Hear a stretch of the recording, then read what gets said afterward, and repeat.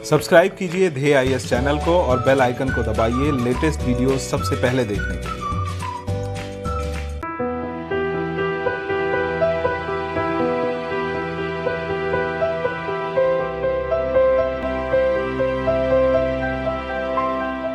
नमस्कार, मैं सुनील वर्मा ध्येय आईएएस टीम की ओर से आपका स्वागत करता हूं ध्येय टीवी पर। हम बात करेंगे डेली करंट अफेयर्स के अपने प्रोग्राम पर, जैसा कि हम प्रतिदिन करते आए हैं। इस वीडियो में हम बात करेंगे करेंसी मैनिपुलेशन के विषय में, समझने का प्रयास करेंगे कि करेंसी मैनिपुलेशन क्या होता है, इस समय यह क्यों चर्चा में बना हुआ है। ये जो टॉपिक है यह इकोनॉमी के साथ साथ आईआर के पॉइंट ऑफ व्यू से काफ़ी महत्वपूर्ण। आइए हम इसको समझने का प्रयास करते हैं। यहाँ पर दो शब्दों को थोड़ा सा समझते हैं। एक पहला जो शब्द है वह है करेंसी, दूसरा जो शब्द है मैनिपुलेशन। करेंसी का तात्पर्य उस अंतर्राष्ट्रीय मुद्रा से है जिस मुद्रा के सहारे वह देश क्या करता है, अंतर्राष्ट्रीय व्यापार करता है। दूसरे शब्दों में वह आयात और निर्यात करता है।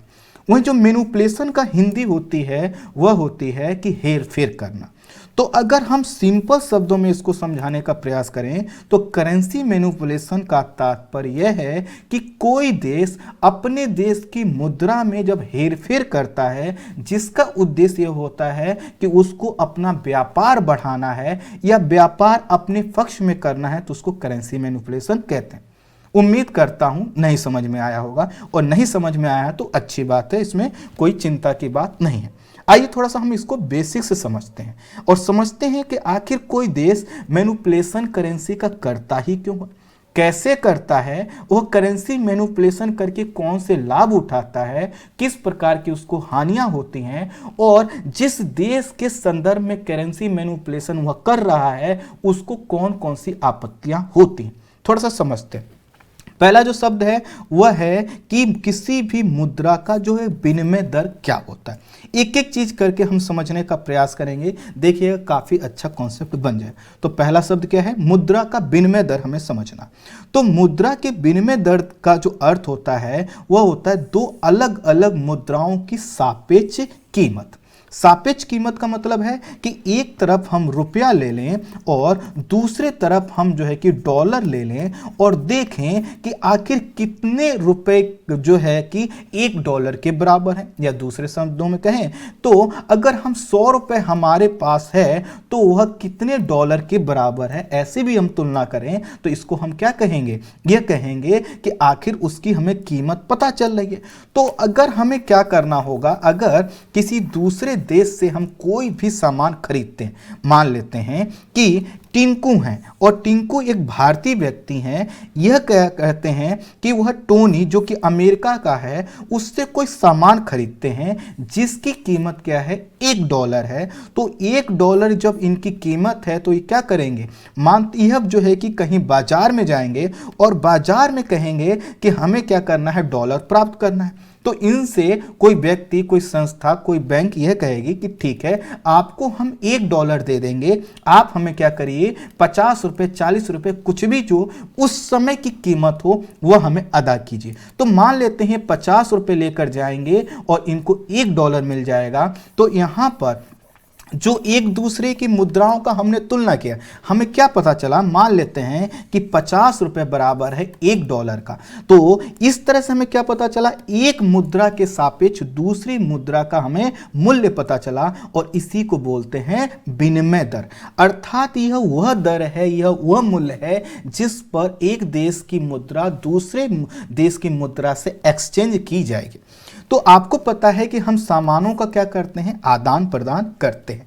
ठीक इसी प्रकार जब हम सामानों का आदान प्रदान करते हैं, हमें मुद्राओं का भी आदान प्रदान करना होता है ताकि हम क्या कर सके, आयात निर्यात कर सके।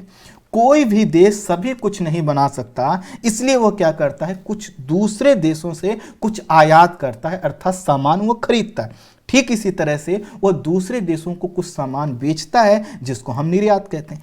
अब ये जो आयात और निर्यात होगा वह किसी एक देश की मुद्रा में तो होगा नहीं। मान लेते हैं भारत के संदर्भ में, भारत कहता है कि हम कच्चा तेल आयात करते हैं, तो कच्चे तेल की जो भुगतान हमें करना होगा हम रुपए में नहीं करेंगे, बल्कि मान लेते हैं अंतर्राष्ट्रीय एक मुद्रा है डॉलर, उसमें करेंगे। तो हम क्या करेंगे, अपने रुपए को लेकर जाएंगे और क्या करेंगे, डॉलर से एक्सचेंज करेंगे। करेंगे, और ये जो एक्सचेंज हम करेंगे वह कोई ना कोई दर होगी, और उसी को बोला जाता है मुद्रा का विनिमय दर। मुद्राओं का आदान प्रदान जिस बाजार में होता है उसके लिए शब्द यूज किया जाता है, वह है विदेशी मुद्रा विनिमय बाजार, अर्थात वह बाजार जहां पर विदेशी मुद्रा का विनिमय हो रहा है, एक्सचेंज हो रहा है। जैसा कि हम देखते हैं, हम शेयर खरीदते हैं, जैसा कि आपको पता है कि सामान कमोडिटी खरीदते हैं, ठीक इसी तरह से क्या होता है कि मुद्राओं का भी आदान प्रदान होता है। जैसे उदाहरण लेते हैं, टिंकू जो कि भारतीय हैं, वह चाहते हैं कि वह एक सुपर कंप्यूटर खरीदें, और सुपर कंप्यूटर वह अमेरिका से खरीदना चाहते हैं। तो उनको क्या करना होगा, पहले डॉलर प्राप्त करना होगा, क्योंकि सुपर कंप्यूटर का जो भुगतान है वो अमेरिका के किसी व्यक्ति, मान लेते हैं टोनी है, जो कि इनको सुपर कंप्यूटर बेच रहा है, उसको करना होगा। तो ये क्या करेंगे, रुपए लेकर जाएंगे और रुपए देकर वो डॉलर प्राप्त करेंगे। जिस रेट पर भी डॉलर और जो है कि मुद्रा का रेट होगा, उसके आधार पर वह तय करके अपना एक्सचेंज करेंगे, और फिर क्या करेंगे, डॉलर प्राप्त करेंगे और सुपर कंप्यूटर का भुगतान कर देंगे, इनको सुपर कंप्यूटर मिल जाए। ठीक, अब इसी तरह जो टोनी जो अमेरिकी व्यक्ति है, उसको लगा कि ठंड का समय है, कश्मीरी शॉल हमें पसंद है, इनको खरीदना है। तो यह क्या करेंगे, ये भी विनिमय बाजार में जाएंगे और अपना डॉलर देकर क्या करेंगे, रुपया प्राप्त करेंगे, और रुपए प्राप्त करके क्या करेंगे, किसी भारतीय व्यक्ति जो कि बेच रहा है उसको भुगतान करके शॉल खरीद लेंगे। तो जिस तरह टिंकू और टोनी ने क्या किया कि भुगतान किया एक दूसरे को, या फिर एक दूसरे देश से सामान खरीदने के लिए क्या किया, अपनी मुद्रा का एक्सचेंज किया, ठीक इसी तरह सभी देश अपनी सामान जो भी वो आयात निर्यात करते हैं, इसके लिए क्या करते हैं, वह मुद्रा का विनिमय करते हैं, एक्सचेंज करते हैं। तो प्रश्न आएगा कि ये जो विनिमय होता है ये कैसे होता है, तो इसके लिए थोड़ा सा इसके प्रकार को हम समझते हैं। तो विनिमय जो होता है वो 3 प्रकार का होता है। पहला जो होता है कि फिक्स्ड एक्सचेंज रेट, अर्थात स्थिर विनिमय दर। इसमें क्या होता है कि कोई सरकार या फिर कोई केंद्रीय बैंक यह कह देती है कि जो भी, मान लेते हैं कि हमारे यहाँ की, हम मान लेते हैं कि आरबीआई ने कहा कि 50 रुपए क्या होगा, $1 के बराबर होगा। मान लेते हैं आरबीआई ने ऐसा कह दिया। तो जैसे कि हम बताएं, आज़ाद जब हम हुए 1947 में, तो उस समय $1 की जो कीमत रखी गई थी, वह रखी गई थी $1 के बराबर। जी हाँ, $1 के बराबर क्या हुआ था, रखा गया था। लेकिन बाद में हमने क्या किया, उसका अवमूल्यन किया, बाद में समझाएंगे अवमूल्यन किया। तो समझिए कि यह जो हमने $1 की कीमत $1 रखा, हमने रख दिया। अब क्या करे सरकार, वर्तमान समय में किसी भी देश की सरकार हो या फिर केंद्रीय बैंक है, वह कह दे कि हमारा जो एक्सचेंज रेट है वो फिक्स रहेगा। जैसे भारत के संदर्भ में आरबीआई ने कहा कि 50 रुपए कोई लेकर जाएगा तो उसको $1 मिल जाएगा।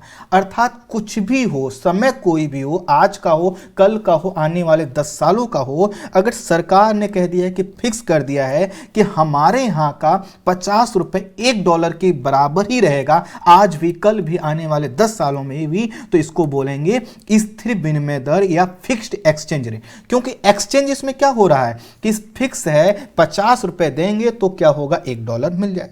तो अब ये जो फिक्स एक्सचेंज रेट होता है, इसका फायदा ये होता है कि जो विनिमय बाजार है उसमें स्थिरता रहती है। स्थिरता इस वजह से रहती है कि कभी भी कोई व्यक्ति लेकर रुपया जाएगा 50 रुपए, $1 मिल जाएगा। यहाँ पर डिमांड और सप्लाई का नियम काम नहीं कर रहा है। अर्थात ऐसा नहीं है कि कभी जो है कि आने वाले समय में डॉलर जो है कि क्या हो जाए, 60 रुपए के बराबर हो जाए। तो इससे एक फायदा तो क्या होता है कि जो विनिमय बाजार में स्थिरता बने, तो इसलिए कोई होड़ नहीं होती कि जल्दी जल्दी हमें क्या करना है, एक्सचेंज कर लेना है। लेकिन इसका नुकसान भी होता है। नुकसान यह होता है कि जब हम मुद्रा की कीमत या जो है कि एक्सचेंज रेट को फिक्स कर देते हैं, तो इससे क्या होता है कि जो मुद्रा है ना, उसकी क्रय शक्ति क्षमता का पता नहीं चल पाता, और क्रय शक्ति क्षमता का जो एक्चुअल रूप होना चाहिए वो नहीं पता चलता। कैसे, इसको एक उदाहरण से समझते हैं। फिर से उसी उदाहरण को लेंगे, टिंकू को। टिंकू क्या कर रहे हैं, 50 रुपए लेकर जा रहे हैं और टोनी को जो है कि क्या कर रहे हैं, वह दे रहे हैं। तो वह $1 की कीमत का कोई सामान खरीद लें। मान लेते हैं कि टिंकू क्या करते हैं, यह 1 किलोग्राम अमेरिकी संतरा खरीदते हैं और इसके बदले उनको $1 का क्या करना होता है, भुगतान करना होता है। भुगतान किसको करेंगे, टोनी को करेंगे। और टोनी क्या करता है कि $1 से वह क्या करता है कि यह 1 किलोग्राम मसाला खरीद लेता है। तो देखिए क्या हुआ, यहां पर टिंकू है और टिंकू ने क्या किया, 50 रुपए जो है के लिए और उससे $1 क्या कर लिया, प्राप्त कर लिया। अब जब $1 प्राप्त कर लिया, इसी $1 से कहेंगे कि हमें क्या करो कि 1 केजी संतरा भेज दो। बदले में टोनी क्या कहेगा कि ठीक है, हमारे पास जो ये 50 रुपए आए हैं, उस 50 रुपए से कहेगा कि हम आपके यहां से 1 किलोग्राम मसाला खरीद लेते। तो यह सब कुछ चल रहा था। लेकिन सोचिए कुछ समय बाद क्या होगा, अगर रेट एकदम यही है, फिक्स है, तो क्या होगा, टोनी को घाटा होगा। टोनी को हो सकता है कि 1-2 साल बाद उसकी जो $1 की कीमत है वह ज्यादा हो गई हो, और हो सकता है कि 2 साल बाद क्या हो कि उसको 2 किलोग्राम मसाला जो है कि क्या मिले, इंडोनेशिया में मिले। अब उसको रुपए की जरूरत नहीं है, उसको तो क्या है, वो एक आर्थिक प्राणी है, तो वो ये क्या कहेगा, $1 में जितना अधिक से अधिक वो खरीद सकता है। चूंकि हमने तो 50 रुपए पे फिक्स कर दिया है, लेकिन 2 साल बाद जो है कि टोनी को लगा कि क्यों ना हम इंडोनेशिया से मसाला खरीदें, क्योंकि अब हमारे जो डॉलर की कीमत है वह इतनी है कि इंडोनेशिया में से तो हमें 2 किलोग्राम मसाला मिल सकता है। तो इस तरह से क्या होगा कि जो टोनी है वह टिंकू को अब क्या करेगा, संतरा नहीं बेचेगा, बल्कि वह इंडोनेशिया के व्यक्तियों को संतरा बेचेगा, या जो कुछ भी बेच सकता है वो बेचेगा। और इस तरह से वह व्यापार क्या करेगा, टिंकू के साथ ना करके, भारतीयों के साथ ना करके, अन्य देशों के लोगों के साथ करेगा, जिससे उसे मैक्सिमम फायदा हो सके।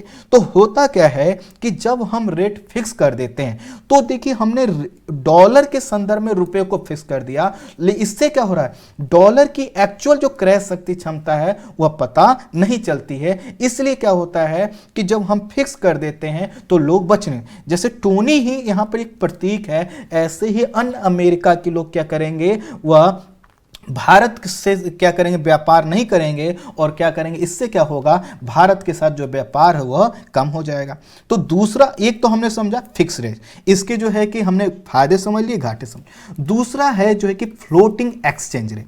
अब फ्लोटिंग एक्सचेंज रेट का मतलब सामान्य शब्दों में मैं कहूं तो इसमें जो मूल्य होता है एक्सचेंज रेट, अर्थात जो है कि $1 की कीमत कितनी होगी वो फ्लोट करती है, अर्थात वह, जैसे आपने बाजार में देखा होगा कि वस्तुओं का जो कीमत है वह डिमांड और सप्लाई पर निर्भर करती है, ठीक यहां पर भी जो फ्लोटिंग एक्सचेंज रेट है यह भी बाजार की शक्तियों पर होता है। स्वाभाविक है कि जिस भी मुद्रा की क्या होगी, डिमांड ज्यादा होगी, वह क्या होगा, जिसकी डिमांड ज़्यादा होगी वह अधिक जो है कि पॉपुलर होगा, और लोग कहेंगे कि हाँ हमें इसको खरीदना है, तो उसकी मनचाही कीमत उसको मिल पाएगी।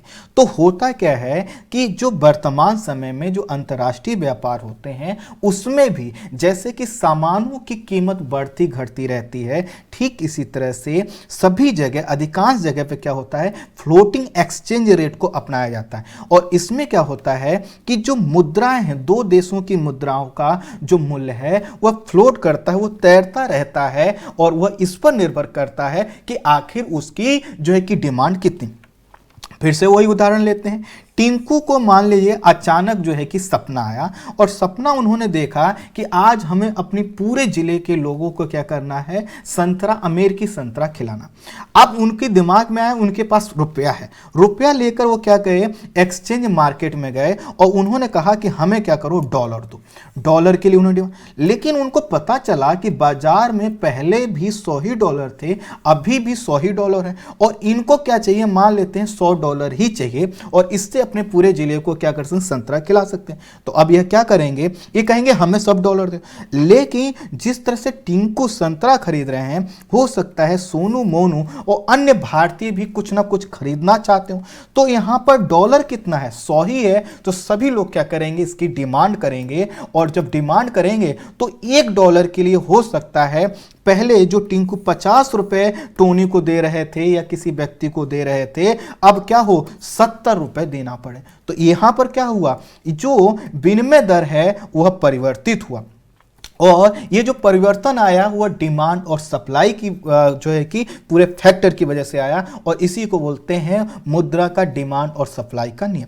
तो यह जो विनिमय होता है, इसमें क्या होता है कि हर मुद्रा की एक्चुअल क्रय शक्ति क्षमता पता चलती है। कैसे? रुपया कि जो है कि आखिर रुपया कितना, 50 रुपए कितना खरीद सकता है। पहले 50 रुपए, जैसा कि हमने उदाहरण में बताया, क्या कर रहा था, $1 के बराबर सामान खरीद रहा था, मान लेते हैं संतरा खरीद रहा था। और अगर क्या हुआ है, डॉलर की कीमत बढ़ गई है, तो अब 50 रुपए उतने में नहीं खरीद पाएगा। जैसा कि हमने कहा कि उसको क्या करना होगा, 70 रुपए देना होगा। तो इस तरह से रुपया का जो मूल्य है वो भी चेंज हो गया और डॉलर का मूल्य भी चेंज हो गया। इससे क्या पता चलता है कि इस रेट पर एक्चुअल आखिर कोई मुद्रा कितनी खरीद सकती है, उसका पता चलता। तो दो हमने समझे। तीसरा, सभी चीजों को आगे चल के मैं जोड़ूंगा, इसलिए अभी बस स्टेप बाय स्टेप समझते चले। तीसरा जो एक्सचेंज रेट है वह है मैनेज, इसको बोलते हैं प्रबंधित विनिमय दर। यह विनिमय दर की वह प्रणाली है जिसमें सरकार विनिमय दर को 1 से 3% के उतार चढ़ाव की अनुमति देती है। अर्थात इसमें सरकार की भूमिका है और बाजार की भी है, लेकिन अधिकांश भूमिका सरकार की है। और वह कहती है कि ठीक है, हमारा जो इसका एक्सचेंज रेट होगा, जैसे कि भारत ने 50 रुपए फिक्स कर दिया था, तो ये कहेगा कि हमारा जो है कि एक्सचेंज रेट लगभग फिक्स रेट का होगा। हाँ, 1 से 3% का उतार चढ़ाव हो सकता है।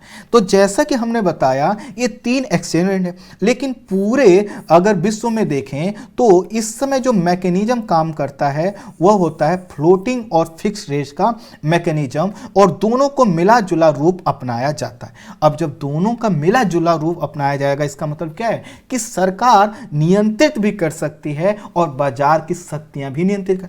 प्रश्न आएगा कि कौन कितना करेगा। अगर बाजार ही क्या करता है, सभी मुद्राओं के एक्सचेंज रेट को निर्धारित करेगा, तो विश्व के किसी देश को कोई दिक्कत नहीं होगी। कोई दूसरा देश नहीं कहेगा दूसरे देश से, जैसे कि अमेरिका भारत से यह नहीं कहेगा कि आपने अपनी मुद्रा को मैनिपुलेट किया है। और इससे क्या मतलब होता है कि जो फ्लोटिंग रेट है उसी पर क्या हो रहा है, व्यापार हो रहा है। लेकिन भारत अगर फिक्स कर दे या फिर वह कुछ ऐसा कर दे जिससे क्या हो कि जो डॉलर के सापेक्ष रुपया है उसकी स्थिति बदल जाए, तो इसमें सरकार ने अगर ऐसा कुछ किया है तो इससे अमेरिका को क्या होगी, दिक्कत होगी। थोड़ा सा और स्टेप इसमें बढ़ाते हैं। प्रश्न आएगा कि आखिर जो मुद्रा के मूल्य में उतार चढ़ाव कैसे आता है, अर्थात ये कैसे होता है। तो देखिए, मुद्रा के मूल्य में कमी भी आ सकती है और वृद्धि भी हो सकती है। कैसे कमी और वृद्धि होगी? अगर किसी मुद्रा की डिमांड ज्यादा है तो उसकी कीमत क्या हो जाएगी, ज्यादा हो जाएगी। तो देखिए, मुद्रा के, और अगर क्या है उसकी डिमांड क्या है, कम है, तो क्या हो जाएगी, उसका जो मूल्य है वो घट जाएगा। जैसा कि हम सामान के संदर्भ में देखते हैं, कुछ भी आप खरीदने जाते हैं, सब्जी से लेकर, वहां पर डिमांड और सप्लाई का ही तो नियम होता है, उसी नियम को यहां पर लगा देना है। तो देखिए क्या होता है, जब किसी देश की मुद्रा का मूल्य किसी दूसरे देश की मुद्रा के मूल्य के सापेक्ष कम होता है, तो इसे उस देश की मुद्रा में कमी, मूल्य में कमी आना कहते हैं। जैसे कि हम कहें कि मान लेते हैं कि आज जो है कि एक भारतीय 50 रुपए की जो कीमत है वह $1 के बराबर है। बराबर कितने का है, $1 के। लेकिन क्या हो कि अगर जो है कि यह $1 खरीदने के लिए हमें 60 या 70 रुपए देना पड़े, तो इसमें क्या हो गया, यह कैसे हुआ कि आखिर हमें 60 और 70 रुपए देना पड़ रहा है। इसका मतलब क्या है कि हमारी मुद्रा का मूल्य कम हुआ। जैसे मुद्रा के मूल्य में जब जो है कि मांग और आपूर्ति की वजह से ऐसा होता है, तो इसको बोलते हैं डिप्रिसिएशन। अर्थात पहले 50 रुपए ही देकर हम $1 प्राप्त करते थे, लेकिन हो सकता है कि जो डॉलर है इसकी मांग ज्यादा हुई हो। और जैसा कि मैंने बताया कि टोनी के साथ जो है कि सोनू मोनू सब लोग कह रहे हैं कि हमें डॉलर दो, हमें सामान खरीदना है। तो अब क्या हो गया कि $1 की जो कीमत हो गई 60 रुपए हो गई। तो यहां पर 60 रुपए हो सकती है, 70 रुपए हो सकती है। तो यहां पर क्या हुआ, भारतीय जो मुद्रा है, भारतीय जो रुपया है वह कमजोर हुआ, और जो दूसरी तरफ जो है कि डॉलर क्या हुआ, मजबूत हुआ। और मुद्रा के मूल्य में जो कमी आई क्या थी, बाजार में डिमांड और सप्लाई। लेकिन कई बार क्या होता है कि जब मूल्य में कमी केंद्रीय बैंक या सरकार के द्वारा कर दिया जाता है तो इसे बोलते हैं डीवैल्यूएशन, अर्थात जो है कि अवमूल्यन। अब जो कि डीवैल्यूएशन में क्या हुआ कि मान लेते हैं कि अभी 50 रुपए बराबर फिर से $1 है, लेकिन आरबीआई ने घोषणा की कि अब से क्या होगा, 60 रुपए $1 के बराबर होगा। तो अगर सरकार ने अपनी मुद्रा का मूल्य जानबूझकर घटाया है तो इसको क्या बोलेंगे, डीवैल्यूएशन। वहीं दूसरी तरफ से देखिए यहां पर क्या हुआ था, जो यहां पर क्या था, डिप्रिसिएशन था। यह कैसे था, यह बाजार में डिमांड और सप्लाई की वजह से था। लेकिन यहां पर डिमांड और सप्लाई का नियम नहीं था, यहां पर किसी फोर्स ने, केंद्र सरकार ने, आरबीआई ने कहा कि हम इतना घोषित करते हैं। तो अब यह जो हुआ इसको क्या कहेंगे, यहां पर क्या हुआ, अवमूल्यन हो। अभी मैं बताऊंगा अवमूल्यन होने से और जो है कि उसके मूल्य में वृद्धि होने से, अधिमूल्यन होने से क्या होता है। अभी हमने क्या समझ लिया कि जो मूल्य में कमी हो रही है वह दो वजह से हो सकती है। एक तो डिमांड और सप्लाई की वजह से हो सकती है, स्वाभाविक है, जिसकी डिमांड क्या होगी, कम होगी, ठीक है। जिसकी डिमांड कम होगी वह क्या होगा, कमजोर होगा। जिसकी डिमांड ज्यादा होगी वह क्या होगा, मजबूत होगा। अब समझते हैं कि आखिर मुद्रा के मूल्य में मजबूती से क्या मतलब है। तो जब किसी देश की मुद्रा का जो मूल्य है दूसरे देश की मुद्रा के सापेक्ष अधिक होता है तो उसे बोला जाता है मजबूत होना। तो पहले क्या था, $1 प्राप्त करने के लिए क्या करना होता था, हमें 50 रुपए देना होता था। क्यों, क्योंकि क्या थी, डॉलर की अपनी डिमांड। अब क्या हो गया है, डॉलर की जो डिमांड है वह क्या हो गई है, कम हो गई है। तो डॉलर की जब डिमांड कम हो गई तो हम क्या करेंगे, इसके लिए हमें 50 रुपए का भुगतान करने की जरूरत नहीं है, हम 30 रुपए भुगतान करेंगे। हम कहेंगे 30 ही रुपए हम भुगतान कर। तो यहां पर क्या हुआ, ये जो रुपया है ये क्या हो गया, मजबूत हो गया। अर्थात पहले जितना हमें भुगतान करना होता था अब हमें उतना भुगतान नहीं करना, और भुगतान नहीं करके भी पहले हम 50 रुपए में $1 प्राप्त कर रहे थे, अब हम क्या कर रहे हैं, 30 रुपए में देकर प्राप्त कर रहे हैं। तो ये क्या हो गया कि क्रय शक्ति भारतीय रुपए की मजबूत हुई।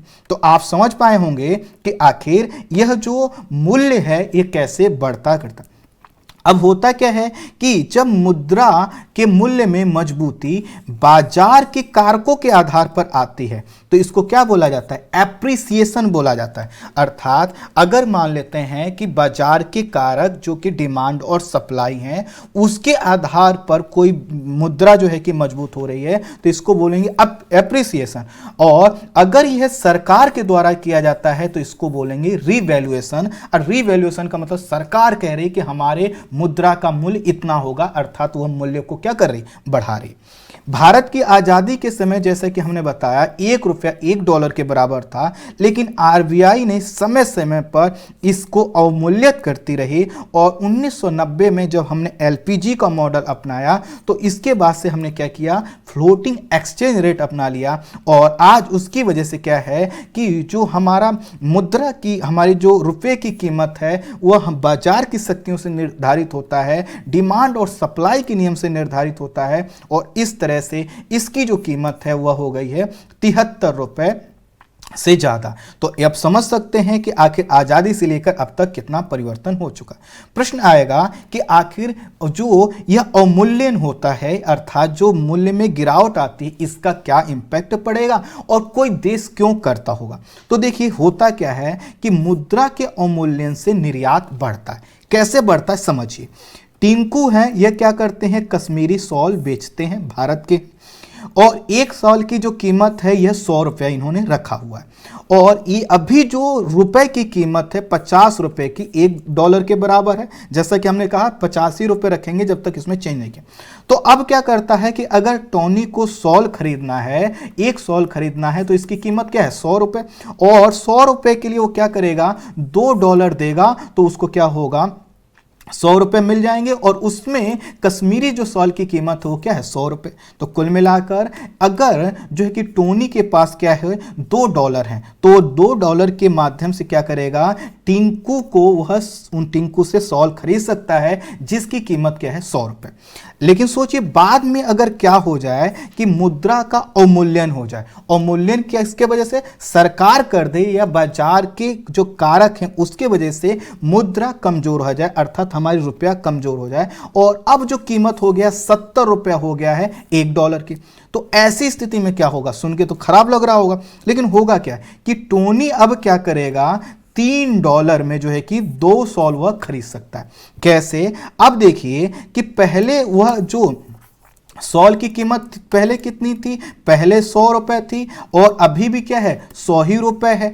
लेकिन पहले उसको क्या करना, $1 पर उसको क्या मिलता था एक्सचेंज करने 50 रुपए और अब $1 पर कितना मिल रहा है 70 रुपए।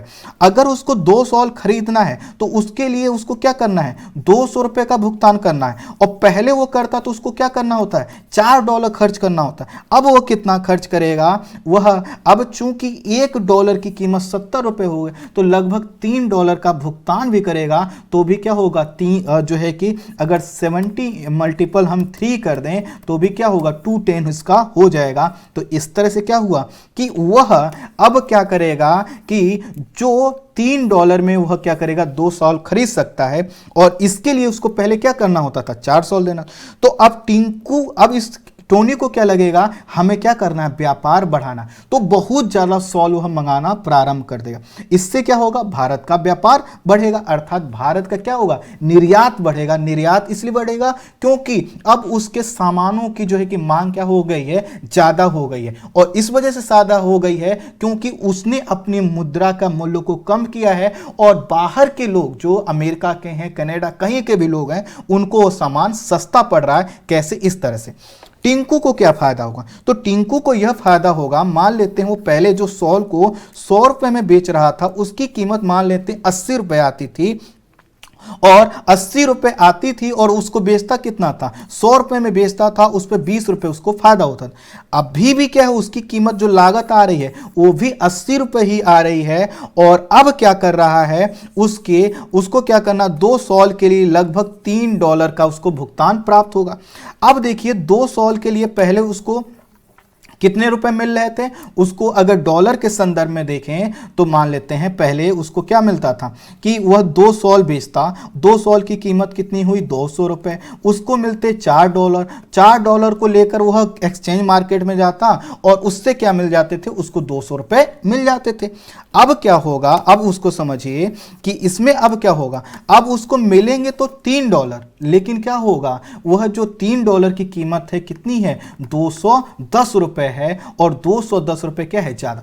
तो कुल मिलाकर एक तो उसकी जितनी यूनिट बिक रहे थे वह ज्यादा हो जाएगा और प्लस उसको फायदा भी होगा। तो इस तरह से क्या करेगा, टिंकू कहेगा ठीक है आपको जितना लेना है ले लो और टोनी कहेगा आप जितना बना सकते हो दे दो। इस तरह से क्या होता है निर्यात बढ़ता है। टिंकू की तरह ही भारत के सभी लोग क्या करें, अगर हर चीज का उत्पादन प्रारंभ कर दें और अवमूल्यन की स्थिति में क्या करें बेचें, निर्यात करें तो भारत को क्या होगा फायदा होगा। और इसी चीज को देखते हुए क्या होता है कि अवमूल्यन की वजह से देखा गया है कि और होता भी यही है कि निर्यात बढ़ता है और यही कारण है कि जो है कि अधिकांश देश क्या करते हैं अपने निर्यात को बढ़ाने के लिए मुद्रा का अवमूल्यन करते हैं और इसमें जो आगे देश आता है वो चाइना। क्योंकि चाइना क्या करता है हर चीज का प्रोडक्शन करता है, इसके वजह से क्या करता है अपने मुद्रा का अवमूल्यन करता है। प्रश्न आएगा कि आखिर अवमूल्यन से निर्यात तो बढ़ गया जैसा हमने देखा, आयात पर क्या असर पड़ेगा। तो आयात क्या होता है घटता है। कैसे घटता है समझिए कि पहले 1 केजी संतरा $1 में मिलता था और $1 की कीमत थी 50 रुपए। अब क्या हो गया है कि जो 1 केजी संतरा है वह $1 में मिल रहा है, लेकिन इसके लिए उसको कितना भुगतान करना होगा 70 रुपए करना होगा। तो मान लेते हैं पहले वो 50 रुपए का भुगतान करके वह उसको बेच सकता था 60 रुपए में 65 रुपए में। अब क्या करना है उसको 70 रुपए भुगतान करना है, तो इसके लिए तो क्या हो गया महंगा हो गया। इस तरह से क्या करेगा वो आयात को कम करेगा और इस तरह से आयात क्या होता है कम होता है। तो हमने क्या समझा कि अवमूल्यन तो क्या है एक फायदे की चीज है। इससे क्या हो गया निर्यात बढ़ गया और आयात क्या हो गया कम हो गया। तो अधिकांश देश क्या करेंगे अवमूल्यन के ही राह पर आगे बढ़ेंगे और ये क्या है काफी खतरनाक चीज है। अब प्रश्न आएगा कि अगर रुपया मजबूत हो जाता है तो उसका अवमूल्यन मतलब क्या हुआ, कमजोर हुआ, तो उसका क्या होता है, निर्यात पर तो नकारात्मक प्रभाव पड़ता है और आयात पर सकारात्मक। कैसे? पहले जैसे कि हमने कहा कि पहले 50 रुपए बराबर $1 था, अब क्या हो गया है कि रुपया मजबूत हो गया है। इसका मतलब क्या है कि अब $1 के लिए हमें 50 रुपए नहीं, हमें 40 रुपए ही क्या करना है, देना है, हमें $1 मिल जाएगा, अर्थात कम पैसे का भुगतान करना। तो रुपया क्या हो गया, मजबूत हो गया। तो होता क्या था कि टोनी जो 2 साल पहले $2 में अर्थात 100 रुपए में खरीदता था, वह अब नहीं खरीद पाएगा। इस वजह से नहीं खरीद पाएगा कि पहले क्या करता था, वह $1 लेके आता था, उसको 50 रुपए मिल जाता था। चूंकि अब क्या है, भारतीय रुपया मजबूत हो गया है, अब वह $1 लेकर आएगा तो उसको 50 रुपए नहीं, उसको 40 रुपए ही मिलेंगे। और उसको क्या करना है, 100 रुपए का भुगतान करना है, तो वह क्या करेगा, उस नहीं कर पाएगा। तो इससे क्या होगा, इससे क्या होगा, जो हमारा निर्यात है वह क्या होगा, कम होगा। कारण यह है कि वह डिमांड को क्या कर देगा, कम कर देगा, क्योंकि हमारा रुपया क्या हुआ, मजबूत हो। आसान शब्दों में समझिए कि जो हमारा रुपया था वह पहले किसी रेट पे चल रहा था, लेकिन उसका मूल्य बढ़ गया, अर्थात अब हमें जो है कि $1 के लिए 50 रुपए नहीं, बल्कि जो है कि क्या जो है कि 50 रुपए नहीं देने हैं, 40 रुपए ही देने हैं।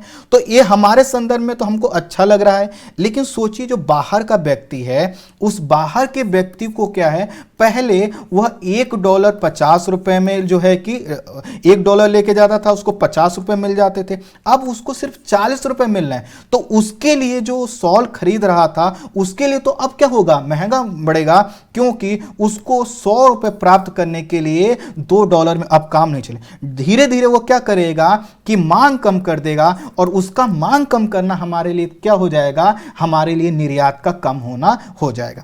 अब प्रश्न आएगा कि आखिर इसका आयात पर क्या असर पड़ेगा। तो देखिए, आयात में क्या होगा, अच्छा होगा। कैसे अच्छा होगा कि पहले 1 केजी संतरा जो है कि क्या होता था, 50 रुपए में प्राप्त हो जाता था, अर्थात $1 में प्राप्त हो जाता। अब क्या होगा कि जो 1 केजी संतरा है वह 50 रुपए में प्राप्त नहीं होगा, वह चूंकि अभी 1 केजी संतरे की जो कीमत है वह $1 है, और $1 का जो हमारा मूल्य हो गया है वह क्या हो गया, 50 नहीं है, 40 ही रुपए हमें देना है। इसका मतलब क्या है, अगर हम 50 रुपए देंगे तो अब क्या होगा, हमें 1.25 केजी क्या होगा, संतरा प्राप्त होगा। और इस तरह से 50 रुपए भुगतान करने पर क्या होगा कि जो हम करेंगे तो उसकी जो कीमत होगी वह $1.25 की होगी, अर्थात हम क्या करेंगे, ज्यादा सामान खरीद पाएंगे। तो आयात पर क्या होगा, इसका पॉजिटिव इंपैक्ट पड़ेगा। तो अंतर्राष्ट्रीय व्यापार के नियमों के मुताबिक देशों को अपनी मुद्रा के मूल्य में हस्तक्षेप नहीं करना चाहिए, और बाजार के नियमों के अनुसार उसकी कीमत तय होनी चाहिए। लेकिन जब कोई देश क्या करता है, अवमूल्यन करता है, तो उद्देश्य उसका क्या होगा, वह क्या करना है, अपने निर्यात को बढ़ाना है, अपने व्यापार को क्या करना, बढ़ा। अब इससे क्या होता है, निर्यात बढ़ता है, लेकिन वह किसी देश को तो निर्यात कर रहा है, उसको क्या होगा, घाटा होगा। अर्थात जो देश अवमूल्यन कर रहा है उसका व्यापार तो सरप्लस में हो जाएगा, लेकिन उसने क्या किया, अपनी मुद्रा के मूल्य को जानबूझकर कम किया। तो इसको बोलते हैं करेंसी मैनिपुलेशन। करेंसी मैनिपुलेशन इसलिए कि बाजार की शक्तियों के अनुसार उसकी मुद्रा का मूल्य कम नहीं हुआ है, जानबूझकर उसने किया ताकि उसका निर्यात बढ़ जाए। निर्यात बढ़ने का मतलब है कि आयात और निर्यात का अंतर जब ज्यादा होगा, इसका मतलब ज्यादा निर्यात करने का मतलब क्या है, ट्रेड का सरप्लस होना, और इसी को बोला जाता है करेंसी मैनिपुलेशन। उदाहरण के लिए आरबीआई विदेशी मुद्रा बाजार से अधिक मात्रा में डॉलर खरीद ले, ठीक है, अधिक मात्रा में अगर डॉलर वो खरीद ले तो क्या होगा, डॉलर की क्या होगी, आपूर्ति क्या हो जाएगी, कम हो जाएगी। फलस्वरूप आपूर्ति जब डॉलर की कम हो जाएगी तो डॉलर की कीमत क्या हो जाएगी, क्योंकि डॉलर की देखिए डिमांड तो है ही है उसकी। अब उसमें आरबीआई ने डॉलर अपने पास खरीद के रख लिया, और जो है कि अब जितने लोग पहले निर्भर थे उसी डॉलर पे, वो लोग तो निर्भर, तो इससे क्या होगा, डॉलर की कीमत क्या हो जाएगी, बढ़ जाएगी। और डॉलर की जब कीमत बढ़ेगी तो इसके लिए क्या करना होगा, अधिक रुपए का भुगतान करना हो, रुपया क्या हो जाएगा, कमजोर हो गया, और रुपया क्या हो गया, अवमूल्यन हो गया, और अवमूल्यन से वही फायदे होंगे जो मैंने आपको बताया कि निर्यात क्या होगा, बढ़ेगा, आयात क्या होगा, कम होगा, और इस तरह से भारत का निर्यात बढ़ेगा, आयात कम होगा, और जिस देश से हम आयात कर रहे हैं उसको नुकसान होगा, और यह कंडीशन क्या कहलाएगा, करेंसी मैनिपुलेशन यह कहलाएगा।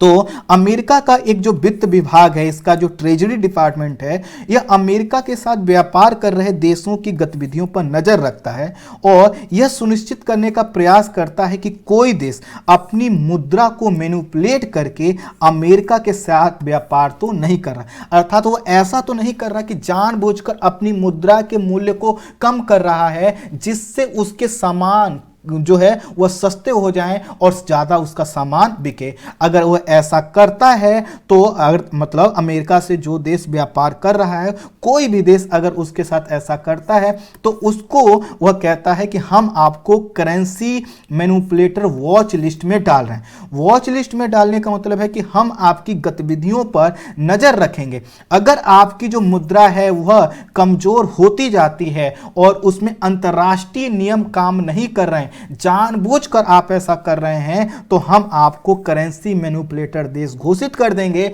और उस करेंसी मैनिपुलेटर देश घोषित करने का मतलब है कि आगे चलकर हम आप पर टैरिफ लगा देंगे। तो वर्ष 2018 के अक्टूबर माह में भारत को इस वॉच लिस्ट में शामिल किया गया था। हालांकि अमेरिका ने मई 2019 में भारत को इस वॉच लिस्ट से बाहर कर दिया, लेकिन हाल ही में अमेरिका ने पुनः भारत को इस वॉच लिस्ट में शामिल कर दिया है। अमेरिका की जो इस निगरानी सूची में भारत के अलावा देखिए कौन कौन से देश हैं, चीन है, ताइवान है, जापान है, दक्षिण कोरिया है, सिंगापुर है, थाईलैंड है, मलेशिया है, इटली है और जर्मनी। इन देशों को क्या किया गया, इस देश में शामिल कर लिया। तो प्रश्न आएगा आखिर ये वॉच लिस्ट का आधार क्या है, कैसे डिसाइड करता होगा। तो देखिए इसके लिए 3 कंडीशन है, पहला, फर्स्ट, सेकेंड और थर्ड। तो पहला अमेरिका यह देखता है कि उस जिस देश पर वह देखता है कि आखिर मान लेते हैं अमेरिका है, ठीक है, यूएसए है, और यूएसए के साथ 10 देश क्या कर रहे हैं, व्यापार कर रहे हैं। तो यह देखता है कि आखिर कौन से ऐसे देश हैं जिनका अमेरिका के साथ ट्रेड सरप्लस है वह $20 बिलियन से ज़्यादा है। अगर कोई देश है तो उसकी गतिविधियों पर नजर रखता है। अमेरिका सोचता है कि आखिर कैसे इस देश ने ट्रेड सरप्लस $20 बिलियन से अधिक कर लिया। तो पहला आधार अभी बताऊंगा कि कैसे करता, पहला आधार। दूसरा है कि वह ये देखता है कहीं ऐसा तो नहीं है कि जो $20 बिलियन से अधिक सरप्लस क्रिएट किया गया है तो उस देश ने, अर्थात इन 10 देशों में से किसी देश ने क्या किया हो, कोई फॉरेन करेंसी इंटरवेंशन किया हो जो उसकी जीडीपी के 2% से अधिक। फॉरेन करेंसी इंटरवेंशन का मतलब कोई ऐसी गतिविधि तो नहीं की है जिससे क्या हो जाए, उसकी मुद्रा कमजोर हो जाए। तीसरा है कि उस देश ने विदेशी मुद्रा तो नहीं खरीदी, जैसे कि हमने कहा आरबीआई ने, क्या अगर मान लेते हैं आरबीआई खरीद लेता है और वह जो मुद्रा खरीदता है वह अपनी जीडीपी के 2% से अधिक खरीद लेता है। और कौन सी मुद्रा खरीदता है, डॉलर खरीदता है। डॉलर खरीदेगा तो क्या होगा, डॉलर की अगर वह ज़्यादा खरीदेगा तो डॉलर का क्या होगा, शॉर्टेज क्रिएट हो जाएगा। शॉर्ट क्रिएट होने का मतलब क्या है कि लोग अब डॉलर प्राप्त करने के लिए अधिक रुपए देंगे, तो रुपया क्या हो जाएगा, कमजोर हो जाएगा। रुपया कमजोर होने का मतलब रुपया अवमूल्यन हो गया। रुपया अवमूल्यन होने का मतलब क्या है कि अब भारत का जो व्यापार है वह बढ़ जाएगा, अर्थात निर्यात बढ़ जाएगा। तो इन 3 आधारों पर वह देखता है और अगर उसको लगता है कि कोई देश क्या कर रहा है जो एक जो है कि मार्केट का जो फ्लोटिंग रेट है उससे बियॉन्ड कोई एक्टिविटी हो रही है तो उसको क्या करता है, वॉच लिस्ट में डाल देता है। लेकिन सभी देशों को नहीं डालता, उसको दिक्कत उस देश से है जिनके साथ उसका जो व्यापार है $20 बिलियन से अधिक का सरप्लस हो। यदि कोई देश 2 आधारों में सही साबित होता है, अर्थात उसको लगता है कि 2 गतिविधियां किसी देश के द्वारा की जा रही, तो उसको वॉच लिस्ट में डाल देता है, जैसा कि भारत को डाल दिया है। अगर तीनों कंडीशंस फुलफिल हो जाती हैं तो उसको उस देश को मैनिपुलेटर्स देश घोषित कर दिया जाता है, जैसा कि वियतनाम और स्विट्जरलैंड को किया गया है। तो यह जो अमेरिका करता है किस लिए करता है, ताकि वह अपने ट्रेड डेफिसिट को एक जो है कि लेवल में रख सके। प्रश्न आएगा कि आखिर ऐसा किया क्यों। तो भारत के साथ इस सूची में जो शामिल किया गया है जिन देशों को, उसमें ताइवान और थाईलैंड है, अर्थात जिनको वॉच लिस्ट में शामिल किया है। प्रश्न आएगा भारत को शामिल क्यों किया गया। तो देखिए, पहला तो है कि भारत का जो ट्रेड सरप्लस है अमेरिका के संदर्भ में वह 22 बिलियन डॉलर का है। दूसरा, अमेरिका ने कहा है कि भारत का जो केंद्रीय बैंक आरबीआई ने बड़ी मात्रा में डॉलर खरीदा है। कितना? 64 बिलियन डॉलर, जो कि इंडिया की जीडीपी का 2.4% है। और इसके वजह से कहा कि चूंकि आरबीआई ने क्या किया, इतनी बड़ी मात्रा में डॉलर खरीदा, डॉलर का शॉर्ट क्रिएट हुआ और इसके वजह से रुपया क्या हुआ, कमजोर हुआ। और इसी के कारण उसने कहा कि हम इसको, देश को अर्थात भारत को, हम इस वॉच लिस्ट में डाल रहे हैं। रिपोर्ट में कहा गया है कि वियतनाम ने जो है कि क्या किया, विदेशी मुद्रा इंटरवेंशन जो किया है वह अपनी जीडीपी का 5%, और स्विट्जरलैंड ने क्या किया है, 14% किया है। और इसी के कारण इसको इन दो देशों के संदर्भ में तीनों जो कंडीशन थी वो फुलफिल हो गई, और इसी के कारण इनको क्या किया, मैनिपुलेटर्स देश के रूप में घोषित कर दिया। प्रश्न आएगा कि आखिर इस सूची में जो है कि कोई देश अगर आ जाता है तो उससे क्या कोई नुकसान होगा। तो देखिए, बहुत कुछ तो नुकसान नहीं होगा। हाँ, इतना जरूर है कि अंतर्राष्ट्रीय व्यापार जो होता है वो भरोसे की वजह से होता है। और किसी, अगर मान लेते हैं देश को या कई देशों को किसी देश के संदर्भ में लगता है कि वह अपनी मुद्रा को जो है कि क्या कर मैनिपुलेट कर रहा है, तो यह अंतर्राष्ट्रीय नियमों के ही खिलाफ माना जाता है और ठीक नहीं माना। अगर कोई देश इसमें शामिल कर लिया जाता है तो उसको 2 रिपोर्ट जब आएंगे और उसमें कहा जाएगा कि ठीक है, इस देश ने ऐसा कुछ नहीं किया, या वही देश साबित कर दे कि नहीं, जो आपने हमारे ऊपर आरोप लगाए जैसे भारत के संदर्भ में लगाया गया, वह कह दे कि नहीं ऐसा नहीं किया गया, तो क्या होगा, इस वॉच लिस्ट से बाहर। कोई इस प्रकार का बहुत बड़ा इस पर दिक्कत नहीं आती। लेकिन एक दिक्कत जरूर आती है कि अमेरिका जिन देशों को मैनिपुलेटर्स घोषित करता है उनके संदर्भ में कह सकता है कि आगे से आने वाले जो भी आपके यहां से सामान होंगे उसमें हम टैरिफ लगाएंगे। तो टैरिफ लगा सकता है। तो टैरिफ लगाने से क्या होगा कि अमेरिका में जो सामान मुद्रा के अवमूल्यन के होने की वजह से सस्ता पड़ रहा था, जब वो टैरिफ लगा देगा तो वही क्या हो जाएगा, महंगा हो जाएगा। तो आई होप आप समझ पाए होंगे कि करेंसी मैनिपुलेशन का ये पूरा खेल है क्या। इस वीडियो में इतना ही। Thank you so much.